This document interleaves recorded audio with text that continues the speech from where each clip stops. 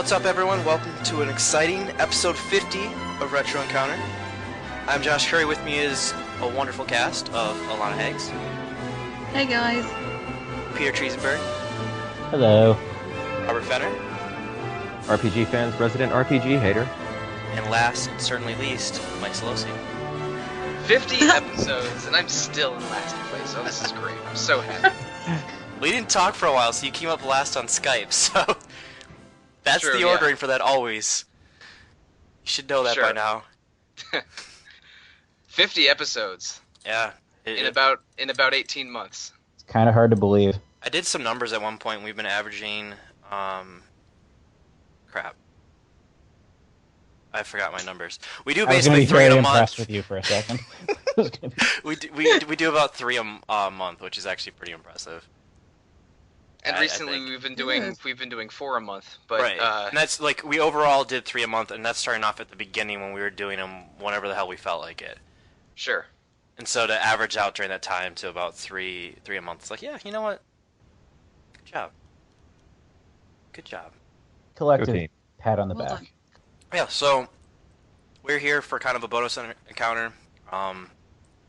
As I always say for bonus encounters, if this is your first podcast, this is not usually how it goes, which although we do enough of these, so it kind of how it goes, but whatever. We're here to more talk about the future instead of the past. I think we kind of did that for episode 25. We talked about our past and what our favorite games that we had covered. But instead this time we're going to kind of look forward. We want to talk about what games we could possibly play, and with that, instead of just being like all hypothetical and pie in the sky and really cool about it, we're actually going to let you, the listeners, vote. So we're going to each come up with, or we're going to talk about like our one game that we really care about, kind of give you our pitch, we'll kind of talk about it as well. And then with that, there'll be a vote that goes on the site, and you guys will vote, and we will play it in January. So, yay. Yeah. And you guys can finally be hopefully kind of happy about the game that we choose to cover. Well, I think the last time that we had a vote go strictly to listeners or an open audience was for the Xenogears episode, and that was one of our most positively received episodes. Probably because Josh was only on one episode of it, but the best of the 2 episodes. Debatable. But anyway, I think it's a great idea to do some outreach and have some listener choice involved in what we play. So I'm excited to see what the other 4 of you pitch and how the vote turns out. But even though we won't be playing the game for a few months yet. Yeah, well, so, behind the curtains of how we do this, we usually decide a game about 2 months at a time anyways. It gives us enough time for everybody to get the game. If it's a really long game, people can start playing it ahead of time. We get the actual staff around it. So it seems like it's really far away. It took me almost a full month to finish Tetris. Yeah, I know. That was the worst. Yeah, the deadlines with that were terrible. March was brutal. Oh. Yeah, I bet. Yeah. Still the hardest podcast we've ever done. Mm-hmm. And the best. Yeah, absolutely. I can't believe we completely encapsulated Tetris in 40 minutes. I blows my mind every day. Nobody else could. So yeah, I know it seems like it's really far away, but it actually kind of matches up with our timeline, so it works out perfectly. I don't know. I guess without further ado, we should just go into it. Oh, Yeah, really? let's go. Okay. Let's go. No time for meditation or reflection. Just gonna go into the pitches. Do we want a moment of silence? I can do that too. A moment of silence. I'll bow our heads in honor. The first 50 or 49 episodes have been slain. We're moving on. So, like I said, it's kind of be instead of just listing it out, we'll kind of talk about each one. Probably in my case at least, I'll have to try to convince people that they should vote for my game. And since you're still top of my Skype list, I'm sorry, Alana, but you have to go first. Oh, right. She's frantically trying to think of a game. I have Supposedly one. all of you guys came with games. Oh, good. No, I'm still reading internet top 10 lists to think of something that might work. Ooh. See, no, I've not gone for that, and I've not even gone for the obvious, which I bet everyone thought before I came on was like, she's just come on to get Skies on there, and I was thinking, well, I mean, I would have done, but it's pretty difficult to get hold of, and it's expensive, so I'm being a bit nicer and a little bit offbeat, I think, for this. I feel like, if I can just jump in, I feel like we haven't really given a lot of love to the PS2 on the podcast. Like, I feel like since Final Fantasy X, we've not really touched it. And I thought we could go for something that's it's one of my favourite games ever. And it's a series that has kind of died out a little bit. Well, the company has gone bust. And so I've gone for Shadow Heart's Covenant, which is the second game in the series. Good one. And I think my reason for it is because it is a little bit offbeat. Like, Shadow Hearts is pretty well known for being... I mean, it came out at the same time as 10, the first game, and it looks like a PS1 RPG and sounds like a PS1 RPG, but it had some really good ideas, and it was a really creepy, kind of really good atmospheric game, which was a little bit horror, a little bit Lovecraftian, with a really good battle system. And 2 lost a bit of the horror, but at the same time, it kind of built up mechanically. Like, it really, really, really improved the mechanics, and it just does something very different to a lot of JRPGs. Like, it throws you into a real life setting with really unusual situations, and it's really cool. And Yuri is a really... Is it set in the 1920s? No, it's 19... Yeah, it's... Okay, 19... I know it's after World War One. No, it's during, because it's with Anastasia is in it, the Princess of Russia. Yeah, so I think it's... And the Rasputin. Yeah, you get to fight, You get to fight Rasputin. That is my argument. I mean... my argument was going to be there's a luchador vampire. That's even better. I love him. He's like my favorite character. Man, I'm really down for this idea. I don't have Shadow Hearts, but I've always wanted to play these games. So yeah, I'd be down for this idea. They're not too hard to get hold of. No, they're not too hard, and they're not that expensive. Like, I've just been recently playing through the third one, which is why I thought, because Covenant is like, I love Covenant, and I played the third game first time straight after Covenant, and hated it, but coming back to the third one was quite nice because it's nowhere near as good. Like, it's really dumb and silly, and it completely loses all the kind of horror. You're just saying that because it's American, and no. It's quite a bit like it's a little bit like Sakura Wars or Tengai Maikyo, Far East of Eden. It's more like American satire than the horror setting of the other games. Yeah, definitely. But I struggled because I just don't like Frank, and I just really struggle with... Oh, really? Okay, I like the idea of Frank, but actually listening to him talk is kind of not great. I kind of like him. Frank is a white guy, I think a World War I veteran, but yeah, he exiled himself in the Amazon rainforest and became a ninja somehow. It's not easy to explain. He's good. He's got a big frozen fish that he uses as a sword. Right. He does. I do love that. Is that an Ibisu Moro reference or something? Maybe. I don't know. It might be. Because he fights with a fish. But anyway, Covenant is the only Shadow Hearts game I've played at length. I own all 3 of them and played the beginning of the first and third. But the first had some mechanical problems that Alana alluded to, and the third one just didn't grab me like the second one did. But Shadow Hearts Covenant is an excellent, excellent RPG. It sure is. Is there any chance those games are ever going to get re-released? Are you saying like on PS4? Or like I want a PS4 port. Sacknoth have closed, and then Midway owns the rights to the first 2 games, and they are closed now too. So short answer is no. Does Xseed have the third game? I think they do. I can't remember. I think that was one of their first ones. I know Xseed published it, but I don't know. Yeah. I don't know. I'm holding out hope, but I feel like that's been one of the large reasons that a lot of the PS2 games have been largely ignored on the podcast. One of the great things about PS1 specifically is almost all those games at some point were put on the PSP. Or on Steam. Yeah, and so between those, like between that or Steam, it's like, or a lot of the old games, Steam too as well. It just makes it so it's everybody can get their hands on it. Whereas like I have to go like track down my PS2, or maybe people don't have it anymore, and you only have that first run of the fat PS3s that could play PS2 games. And I think it's just a little bit more tedious, I guess, to go through and try to play one of those. Yeah. The only PS2 games that the podcast has covered are Final Fantasy X and Persona 4, and both of those games are super popular and have been ported a bunch of different places. Right. Yeah. So those are almost the exceptions of the PS2 games that are easy to find. But so I that may have been what has steered us away from PS2 games in the past, which is a little bit of a shame because it has an incredible library of RPGs. Right. And I have no objections to playing PS2 games because I mean I'll have to dig my PS2 out of a closet, but that's no big deal. I'll go ahead and do that. Good. Yeah, I did dig out my Wii when we played the last story, so I guess there's no really difference there.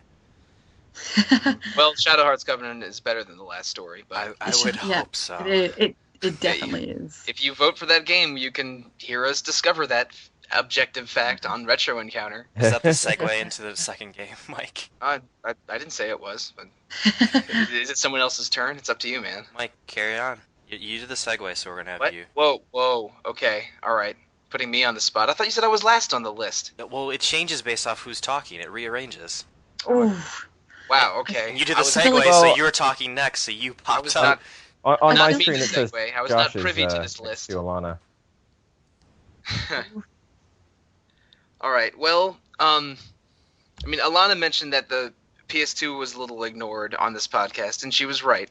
But I was looking at the data a different way. I made a little list of. I looked at the games that this podcast has covered, and noticed that more than 2/3 of them are from after 2000. I think it was 6 from before 2000, 7 in the 2000s, and 9 in the 2010s. So I'm thinking we should go a little older. I mean, retro is right in the title of the podcast, and do a classic from the 90s. And I also prefer playing games on Retro Encounter that I haven't played before, for the most part, because I think that just the discovery of it is more fun, and I don't always want to replay older games, even ones I like. So I went and picked a 90s game that I own, that I really want to play, that is an all-time classic, and came up with Suikoden 2. I've I just own- literally bought it.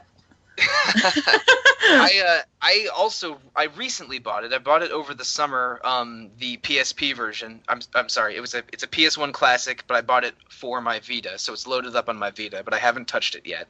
And I played the beginning of Suikoden 1 a long time ago, but dropped it. And I was aware, of course, that Suikoden 2 is the classic that everyone loves.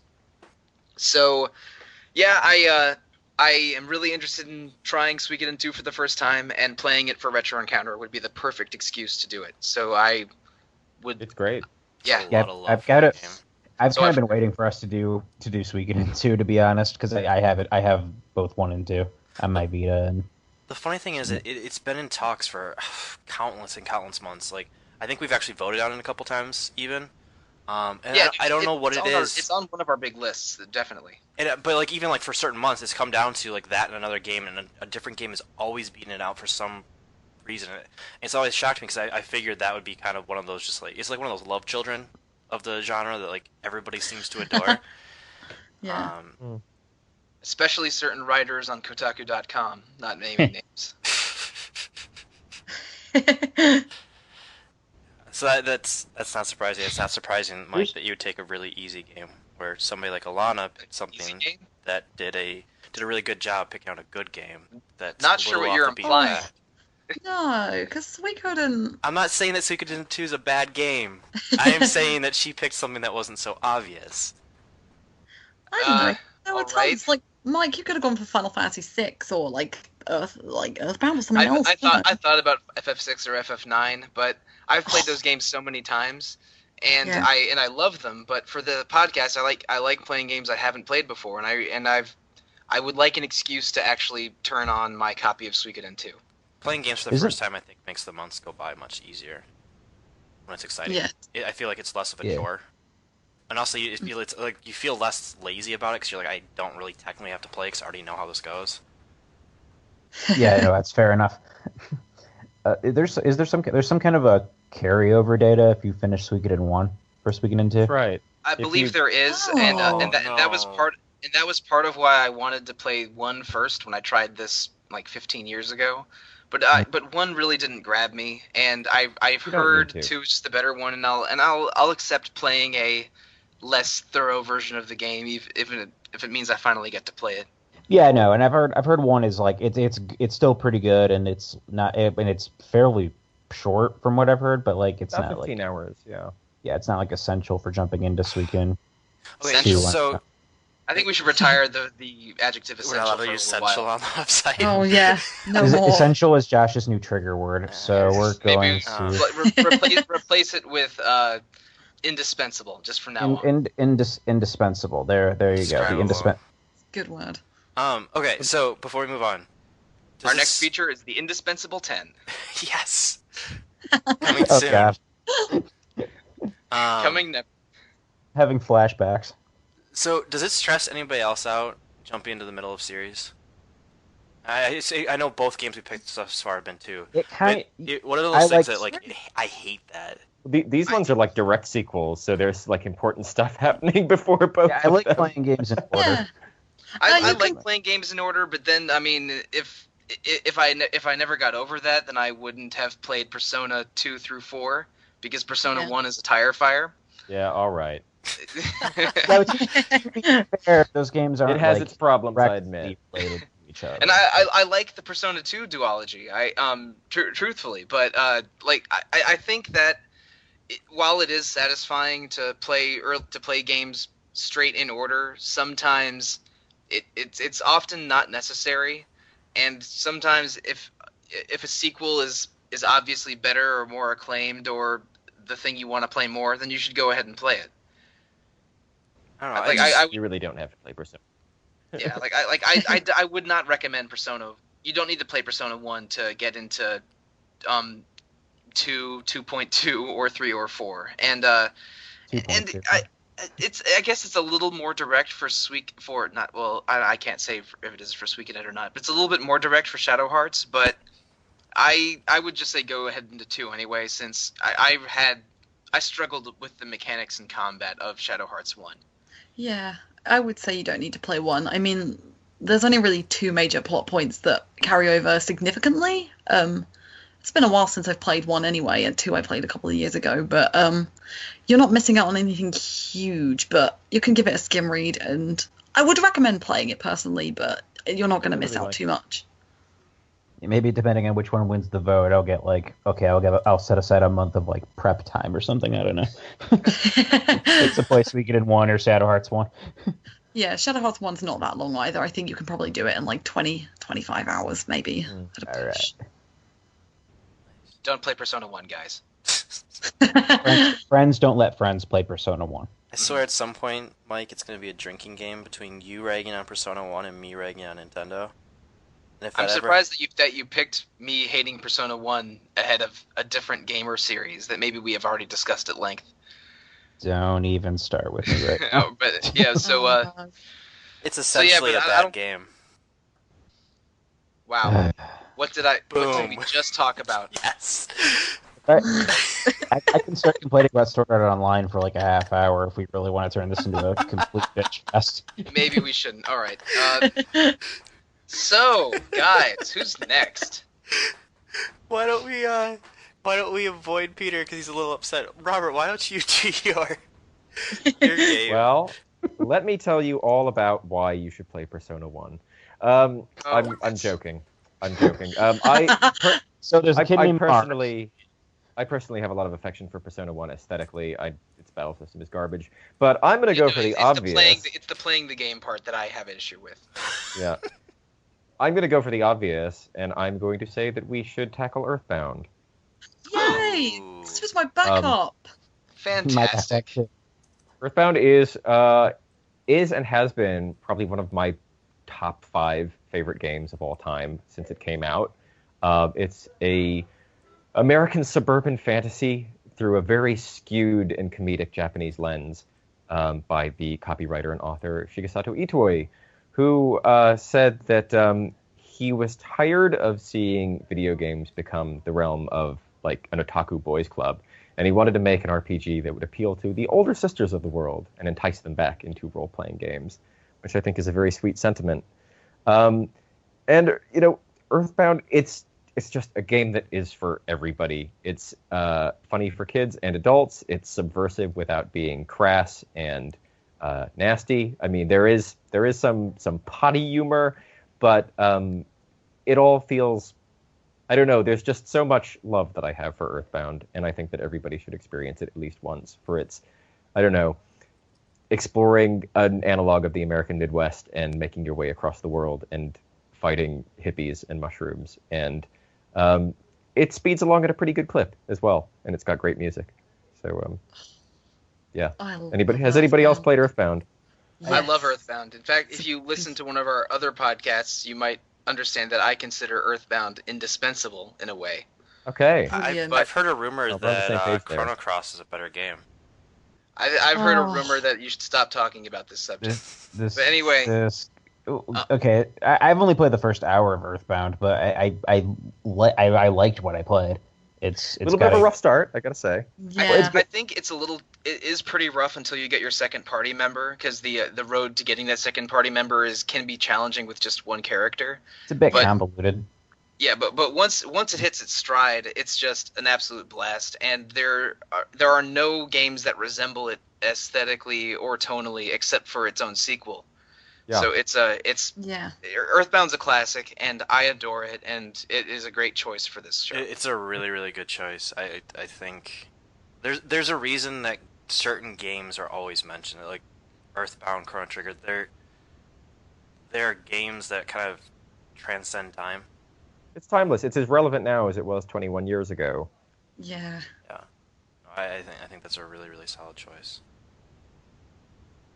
Plus, you get to hit Krakens with baseball bats. You get to answer questions about what your favorite food is. Yeah.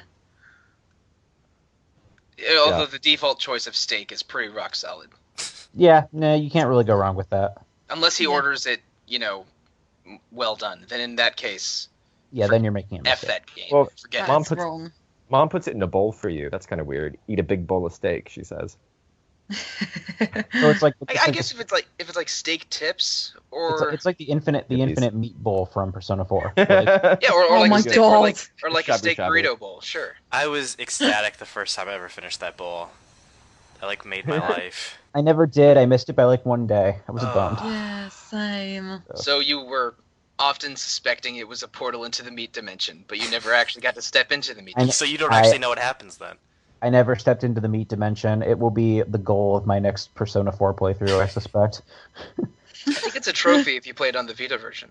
I'm pretty confident. I think it is. So setting goals for myself. Setting high goals for yourself. Well, actually, let's a side note on that. How many of us actually care about trophies and achievements? I'm curious. It depends.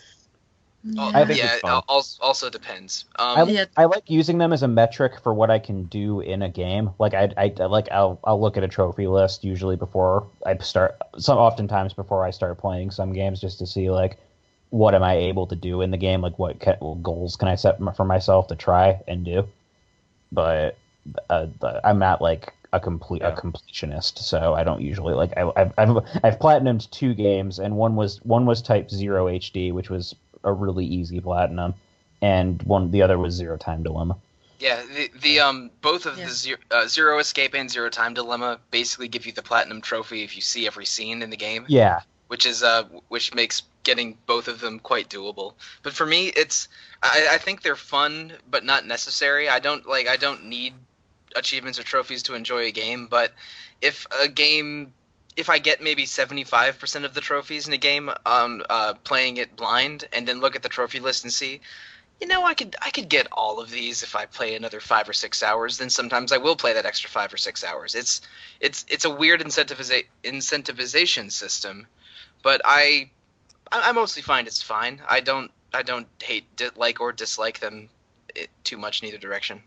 It's a really big deal for me.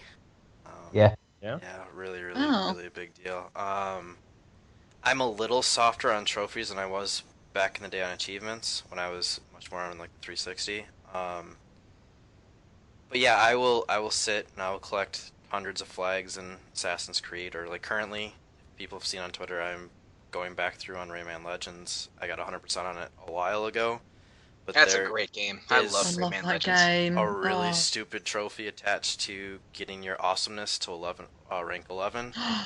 Yeah, I love that. Yeah, screw that trophy. Yeah. So I think I did like a count out with how much more points I have to do it. So I have to play the daily challenges for like the next 3 or 4 months. I love how the Rayman games are designed to be sprinted through. Because there's always a path of least resistance to just beat a stage by just running constantly and jumping at the right and punching at the right times. So, Gotta go fast. Yeah, exactly. So it feels like you're playing an old Sonic game, or even if you watch a speedrun or something, it's always kinetic and fun and fast. The Rayman Origins and Rayman Legends are both really, really good. They're so good. Amazing. Yeah, but yeah, I will. It's I oddly enough with the trophies because of the level. I care more about my level than I do the platinums. But when I was on the 360 specifically, I would do stupid stuff to be able to get all of the achievements. But one of the great things beyond, I think, even just getting them, I think there's just a sense of community, like with your friends and whatnot, and a slight amount of bragginess. Unfortunately, a lot of I mean, it's one of those, everybody complains when the achievements are too hard or the trophies are too hard. But at the same time, it makes it so that you can brag that like I actually achieved that. I liked Sleeping Dog's take on that, not with the achievements, but with the sort of when you started drifting, it would pull up the record set by people in your friends list. Yeah, Burnout Paradise was the best about that. Yeah, that's driving in the wrong lane and not hitting any cars. Yeah, I found that a lot of fun. I wish more games did that. Yeah, and I feel like we tried, like when the PS3 and 360s came out originally, like everybody started putting those in, and then we slowly drifted away from some of that. I don't know. It seems like they've gone back to more just simple, like you wanted games, here's games. I wouldn't mind more of that social integration. We have like the extremes where you have like one living world where everybody's coexisting, but it'd be nice for them to do a better job with like the single player. How are we talking about Earthbound? We kind of trophies. I don't know. What kind of trophies would we have in Earthbound? Like, would they get a trophy for calling your mom? Yeah. Yeah. I think you get a trophy. Sorry, go ahead, Peter. I was just thinking maybe it would give you different trophies for like really obvious food choices, but they'd all be hidden trophies, so you'd have to guess them. I bet they'd give you a trophy for giving money to that stupid orange kid. Oh, no. God. Man, Apple screw kid all the way. orange kid. I think you should get a trophy for keeping an egg until it hatches into a chick, and then the chick growing into a chicken. Oh, that'd be fun. That would be good. That that makes me think of Half-Life 2 with the gnome, and that makes me just cringe. I know it's not comparable, but that's... Is that like Christmas Duck? Makes me cringe. Yeah, I know it was a weird aside. I was just curious. So, Peter.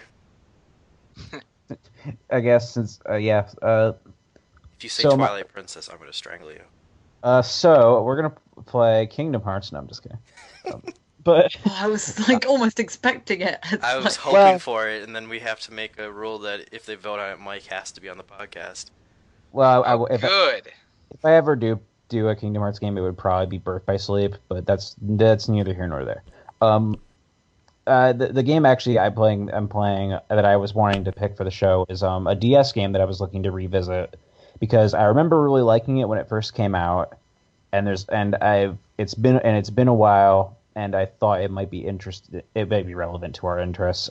Radiant Historia for DS.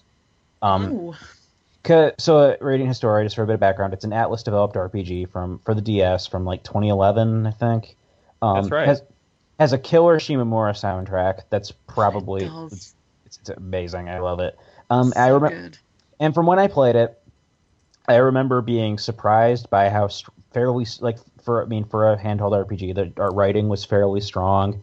I was engaged with it has kind of a political intrigue narrative and kind of an interesting take on time travel. I know when the game came out, people were making a lot of Chrono Trigger comparisons. And it does kind of feel like a lost 16-bit game in a lot of ways. So I thought that would be an interesting one to revisit for the show. It's a very good game. It is very good. It's one of the better DS RPGs. I never finished it. I got to the end, but my understanding is to get the best ending in the true final boss and totally pull back the curtain from what's going on. You have to do all kinds of extra side stuff and have all of those. Do. And I just looked it up on YouTube. I never did that. I beat the game and probably only finished maybe 65 or 70% of it. But it is a super good DS RPG, and it would be really cool to talk about on the podcast. Yeah. Shares a lot of staff with Nocturne, one of my favorite games. Is Nocturne indispensable, though? I don't know. Here we go. I'm a bad person. I like Nocturne, and like this is apparently my most grievous sin of the past week was not letting Nocturne on the list that shall not be named. Ooh, I like that. The list that shall not be named. It's pretty good. Ooh. We'll keep that. Save that for a future feature. If Nocturne appears on this podcast, I'm just throwing that out there. I won't sign up for that month. I don't know if I could beat it. Brutal. It'd be a stressful month. That would. Radiant Historia is a good pick because it's not like one of Atlus's or Shimoura's best known games, but this is really unfair of me, but I always mix that game up with Radiata Stories. They shared your Yeah, I used to. Yeah, no, it's totally unfair because they have very few similarities other than like a few syllables of their names. Well, like they actually they both share team members. Oh. Sure, I wasn't aware of that, but I used to mix. I've only played Radiant Historia and not Radiata Stories, but I accidentally called one the other semi-frequently because my brain is not very good at the naming thing. Right. Yeah, Radiata Stories is a bit of a slog. But Radiant Historia is quite good. He's saying that Historia is excellent. It is quite good. Sequel when, Atlas, please. I thought the combat in that game was really solid. Maybe it got a little less fun when I was winning every encounter the same way towards the end.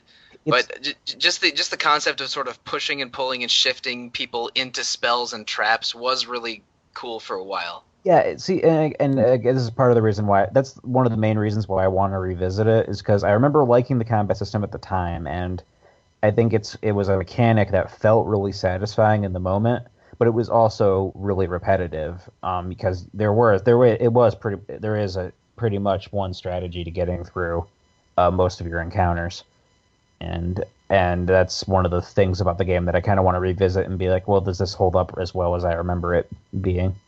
It's for me, it's kind of like Legend of Dragoon's combat, even though they could not be more dissimilar, because it's really fun the first several times you do it, but by the 150th, 200th, 300th time you do it, it's like, God,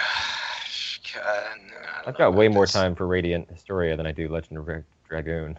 That's another game on my backlog. Same. Man, that game is not bad, but it takes its time, and the combat is slow, and it's a 4-disc PS1 RPG. Wow. But I enjoyed it when I first played it. I finished that game to the end. So, we don't need to talk about that on this podcast. Oh man, Legend of Dragoon. So I kind of found it interesting that Alana and Mike both kind of had a process of kind of looking at some of our past games when they picked their games, and so I kind of sort of did something similar. Mine's more based in some stupid hope that I don't think will actually happen even if we played one of these games, that the people on the podcast and then also the people listening to the podcast could possibly play the same game together during the month. So I skewed more towards some sort of multiplayer RPG. Where are you going with this? Ooh. So I'm still... Everybody gave me crap on the pre-show because I hadn't actually picked a game yet.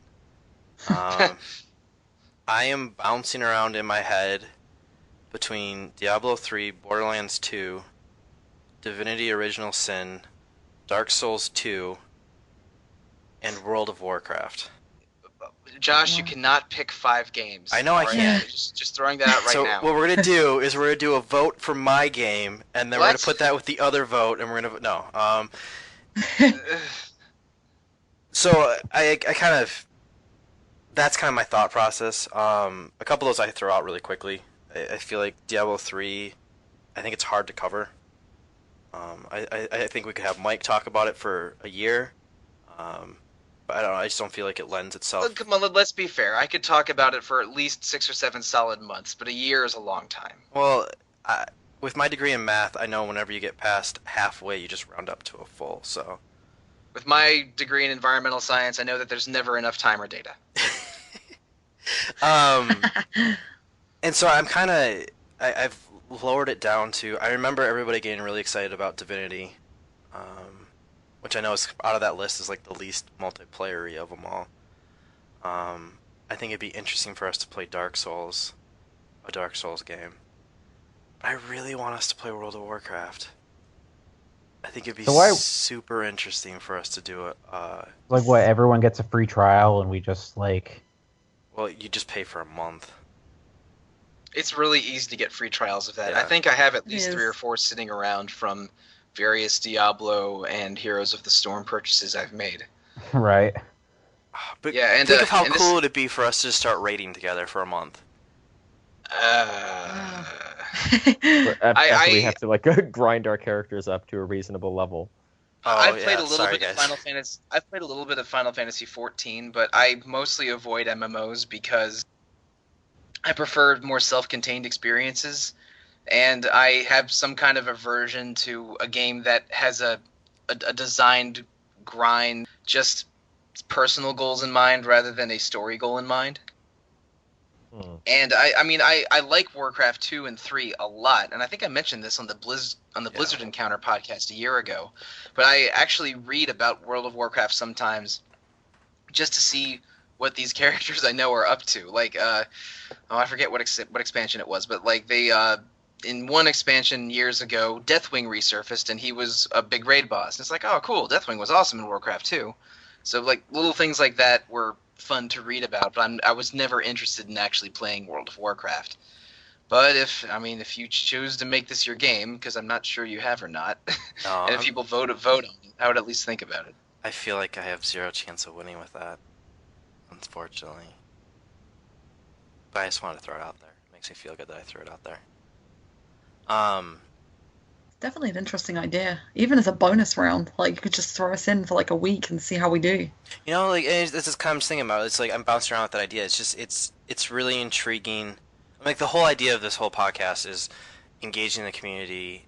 Like, and one of the things we talked about just doing the podcast that we enjoy is getting together and talking about something that we're doing at the same time, and like just taking both those ideas and taking a step forward, like a couple steps forward, really. And actually having us all play together. That's quite a sweet idea. See? So my not having a game yet is not so terrible. I had an idea, which is better than a game. No, I think it would have been better if you just picked a game. You technically did. I'm going to pick Divinity Original Sin then. Alrighty. Since you're going to be a big old jerk about it. Well, I'm just a big old jerk about it. I do like the idea, Josh. I'm not sure if WoW specifically appeals to me, but like the idea of us doing a multiplayer game for a month is a really interesting idea. Yeah, agreed. Good. Does anybody have anything to say about Divinity at least? I have not played it, and I have like 0 interest in playing it. But I know from talking to them and from listening to a different podcast, Random Encounter, that former RPG fan editor Stephen Meyerlink loves Divinity Original Sin and played through most of it with either one of his friends or his roommate, I forget which, but he played through almost the whole game co-op, and the co-op elements of it, like there's a lot of small things like, one character can do a big water blast, and then the second character can electrify the puddle of water that was created, and things like that. There's a lot of small co-op elements that you can play with in Original Sin, and he enjoyed all of it. He really liked Divinity, and I think he was trying to get Rob Steinman to play it as well, but I'm not sure if he did or not. But that game Came out a couple of years ago, got a lot of acclaim. A lot of people really love it, and I've heard the co-op parts of it are good. Nice. Yeah, I didn't play at the time, but I was listening to a lot of podcasts where people were going on and on about. It seemed like the writing was decent, but everybody loved the moment-to-moment gameplay and the stories that came out of how they beat certain encounters. Like, always really intrigued me. I hear the writing's a bit naff, but there's a sequel coming out this year with Chris Avellone working on it, which I'm very interested in that. Oh, and he wrote a bunch of the classic computer RPGs from back in the day. And was he with Obsidian before? He was with Black Isle, and he was with Obsidian as well. He did Alpha Protocol, but he also did the early Fallout games. He worked on New Vegas. I think he co-wrote Obsidian's recent game, Pillars of Eternity. He was one of many. I believe he did. Yeah. Yeah. He also he was one of the writers on Wasteland 2. Pillars of Eternity is quite good. I liked that game a lot. Of course, did he work on Torment? I'm pretty sure he did. That's one of those games that I'm too intimidated to actually play. It's that game is. Oh, we should have picked it. It's rough, but it is really, really cool looking. That's one of those games I've always been intrigued by, but also intimidated by. I think it's pretty visually hard to look at, but I think the writing is really stellar. Right. I think that old Infinity Engine dice roll stuff is quite poorly executed in that game. I think Baldur's Gate 2 is a more playable version of that type of game, but the writing in Planescape Torment is universally praised, and I've always been intrigued by it. And I guess it shares a writer with the upcoming Divinity game. Ooh. I still think we should do WoW, but we'll figure something out with that. So, but your final choice is Divinity Original Sin. Yes. Okay. I don't own Original Sin. If that game gets voted, and I decide to play it, I'd probably have to find it on sale somewhere. But that would be doable, I think. It goes on sale pretty consistently. Yeah, I found. it does. I haven't picked it up yet, but I'm sure my PC can handle it. That wouldn't be the issue. Yeah, mine definitely couldn't. I would probably have to play it on PS4. Is the multiplayer cross-platform? Oh, I don't think it is. I'm gonna assume not. Okay. Yeah, more cross-platform stuff is happening nowadays, but I'm not sure if that game can do it. Yeah, fair enough. I guess you'd be working with pretty wildly different interfaces. You have to deal with the PC players talking about how their experience is better than you. Yeah, I don't put up with that shit. It's just not worth the effort at that point. Nope. So those are our 5 games. I wrote them down. Read them and weep, suckers. So we have Shadow Hearts Covenant, Suikoden 2, Earthbound, Radiant Historia, and Divinity Original Sin. Very, very different games. But like I said, we're when this goes live, 5 different original platforms for one. Yeah, that's true too. Yeah. See, look at that. We're really. And good at I think, and when was Earthbound? 94. 95, I think. 95. So yeah, 95 to 2014. So 20 solid years and 5 different platforms. That's great. More if you count ports. Keep it interesting. But yeah, when this comes live, which you guys will obviously be listening at the time, so now you guys can go out. There should be both links in the post and hopefully somewhere on the site directing you towards where you can vote for those 5 games. And like I said, whoever wins out of that, we will play that game come January. And we already made an agreement. Whoever voted for or picked the game during this podcast, they have to at least be on the podcast when we play through that game.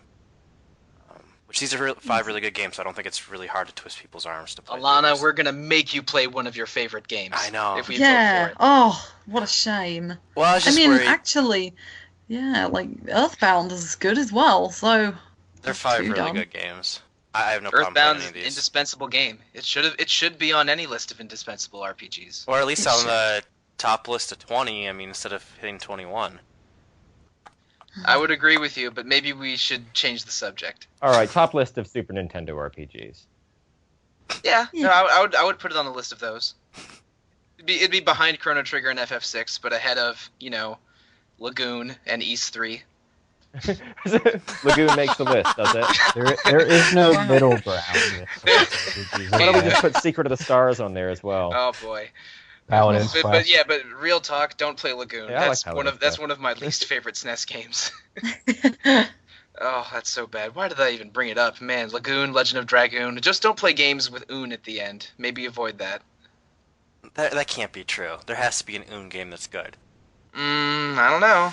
Come up with a counterexample, man. Operation Raccoon City. That's not a good game. Dune? Ooh, I'm Sly trying Cooper, here. the Thievius Raccoonus. Ends with Boom. a US. Nope. But it has an oon in it. You just said it has an oon in it. Yes, it ends with oon, not ends with unus. Come on.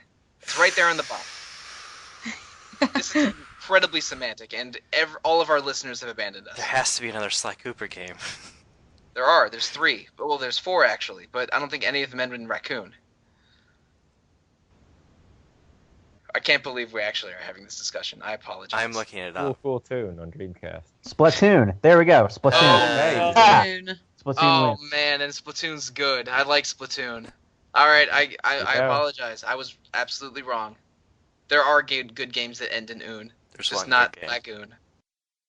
Do you want to name any one-off ideas we have for bonus rounds, possibly? Just real quick. Sure, Mike. Oh, or, sure, yeah. Peter.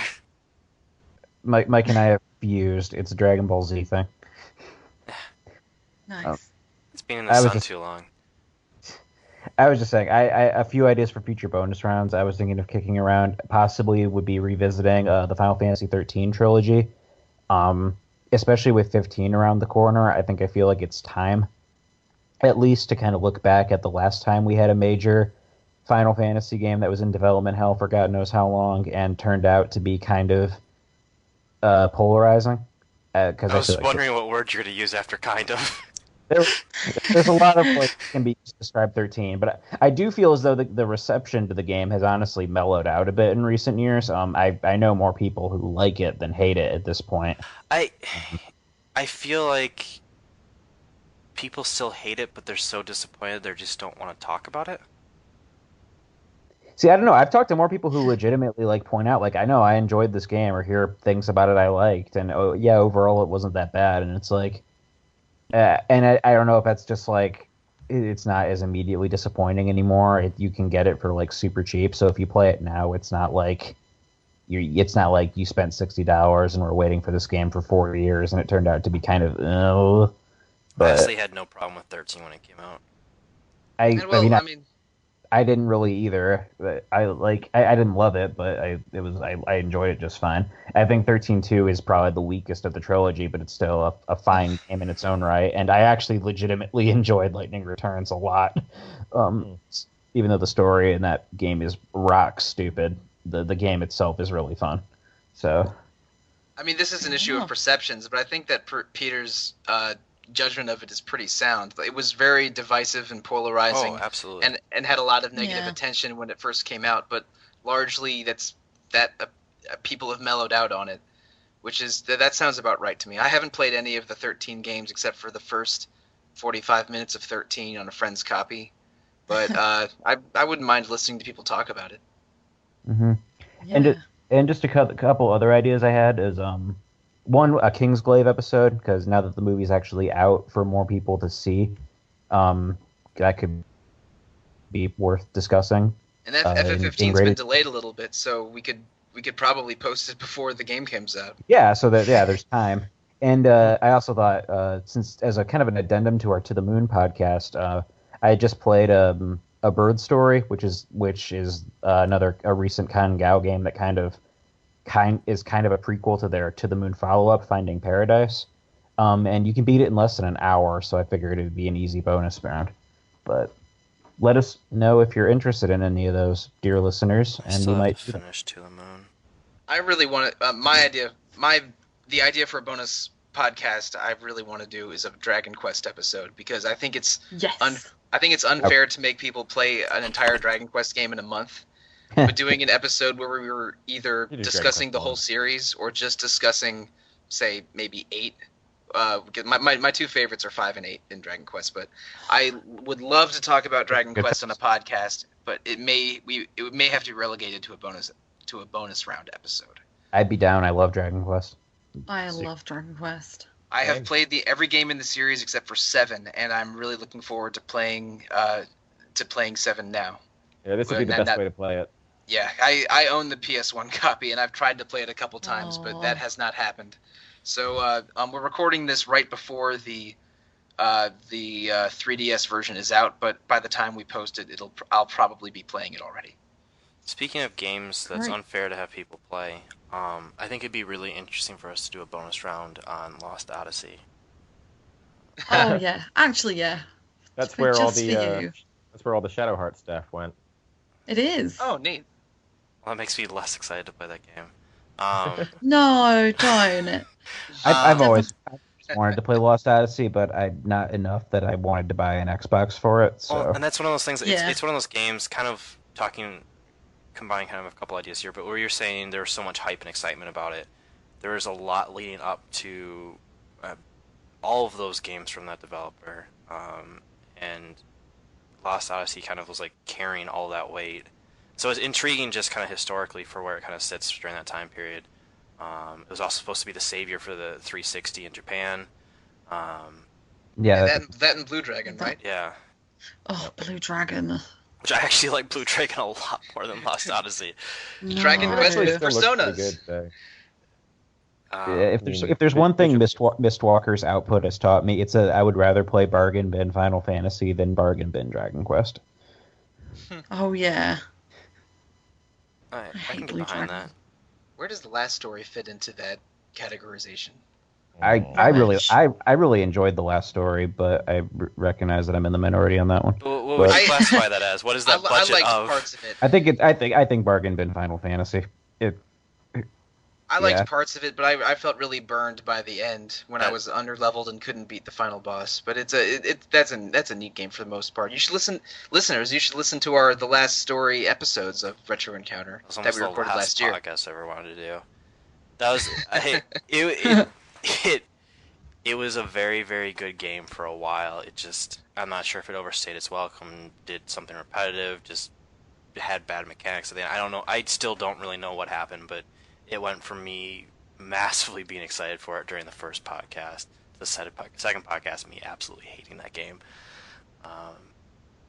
So, which of the podcasts that we've done in the past year and a half were the most fun for you? Of the Game Journal ones, at least, do you think? 'Cause you've been on the most episodes, Josh. On almost all of them. I've been slacking lately. You are. Yeah, damn personal life, really ruining things. What? You mean having a child cuts down on your gaming time a little bit? Yeah. I never would have guessed. Shocking. Top or like most fun was probably South Park. South Park was a very fun, easy month for me. Yeah, that was really enjoyable. Intriguing, I would say, was Nier. There's just so many ideas Nier there. was great. Most fun month though, which still I think is my favorite month that we did, was February when we did the indie games.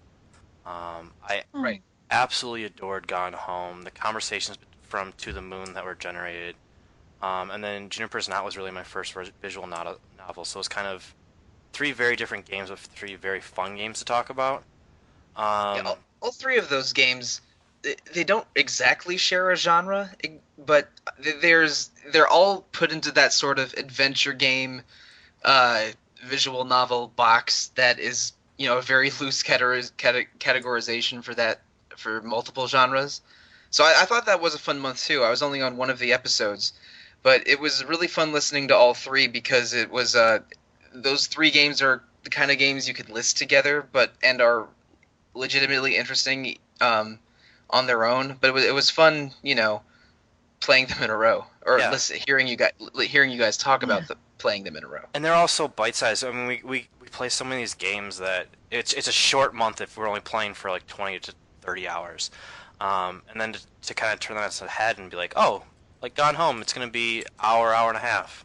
Like, oh, okay, sure, yeah. I'm going to have a really enthralling story that elicits a bunch of emotions and a ton of conversation around, and I only have to play for 90 minutes, that sounds fantastic. I think we talked about it longer than it took for me to play through it. That's nice though. Yeah, we definitely should do another indie month. Well, we don't worry, it's coming. Yeah.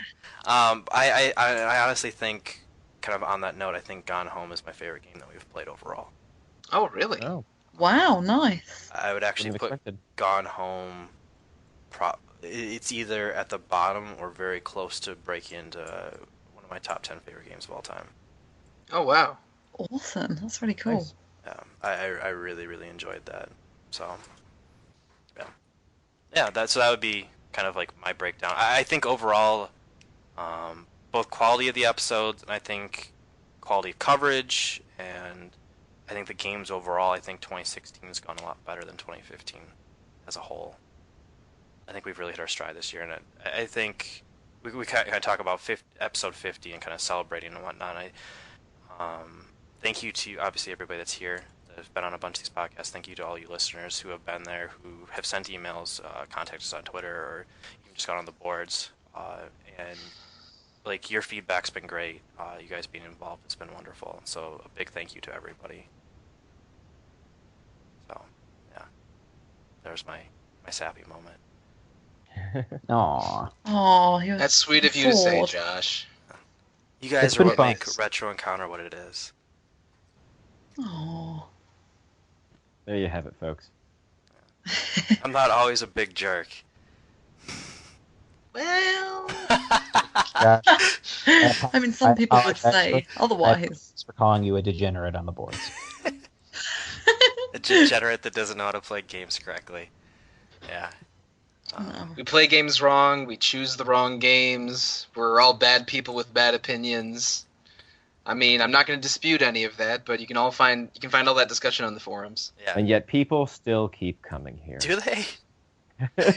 Yeah. No. Every but, time I question if people listen to this podcast or not, I don't know, another email or message pops up. It's like, oh wow, I guess we're not just shouting into an empty well. Yeah, and that's going back to the things, like, whenever you guys do send those, I know it kind of probably means almost nothing to you, but it means a lot to us, and I really appreciate it. And I know everybody else that's been on the podcast, it means a lot to them too. Retro@rpgfan.com, or find us on the rpgfan.com forums. Or you can Right find in, us we on love it. Twitter. What's Places. your Twitter handle, Josh? At JD Curry. I wasn't actually going to say it, but yeah. At I Have Fury, my name changes based on basically whatever Bridget tweets now. I've been changing it just to mess with her. It's really annoying. I've really hated that. We should get Bridget on a podcast. That Really? podcast would go places. Oh. I love Bridget. Yeah, and I'm at The Real Monsoon and at Evoker for Dogs on Twitter. Oh, you do have two, don't you? Yeah, Yeah, I do. that's also very annoying. Yeah, it is. Evoker for Dogs is for like the uglier parts of my personality that just tweet about like Sentai. video Common. games and video games and tokusatsu shows. Yep. Yeah, Kamen Rider. I love I'm me some at- Kamen Rider. Yeah. Awesome. Right, I'm at Alana Hagues. I tend to just tweet. I actually tweet a lot about my retro games, but kind of try to keep spoiler free. So occasionally I'll pop in with next month's episode. So yeah, just check me out. Throw me a message. And you're a great source for inspirational Vice quotes. I haven't had any for ages. The last one was like an old woman in skies, the one in like one of the pubs, and I was like, oh, well, this is a good one. So I'm, I hope Skies of Arcadia goes on so we can do a full episode of it. I'm sorry, Robert. I am so That's all right. sorry. Every person you have interrupted when they tried to say their name. Every single time. Skies of Arcadia, then. Do go on. It's a good game. You should listen to the Dreamcast Encounter episode. yeah, you should. She's a HD big old this one. shill, too. Trying to get everybody to listen to episodes of this thing. I'm at Misanthrobob. I don't know how to use Twitter, but you might see pictures of my cat if you follow me. Oh, I love your cat. That's as good an incentive Nice. as any. But yeah, I think that's gonna do it for us here. Somehow we stumbled to 50 episodes. Stranger things have happened. We might be able to stumble through another 50. We slouch into the future. But like we've already made clear, we really appreciate you listening, and please come back for more. Bye, everybody. Thanks, folks.